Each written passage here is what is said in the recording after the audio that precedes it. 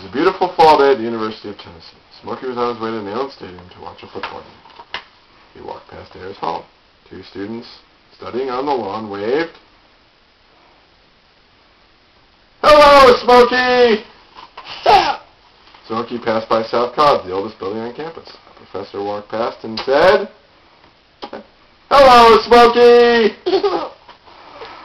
Smokey walked over to Hodges Library. "Hello, Smokey!" Some friends standing outside. "Hello, Smokey!" Smokey stopped to see the torchbearer. Group of people standing nearby yelled, "Hello, Smokey!" It was almost time for the football game. As Smokey walked to the stadium, he passed by some alumni. The alumni remembered Smokey from when they went to UT. They said, "Hello, Smokey!" Hello again. "Hello again, Smokey!" Hello, Daddy!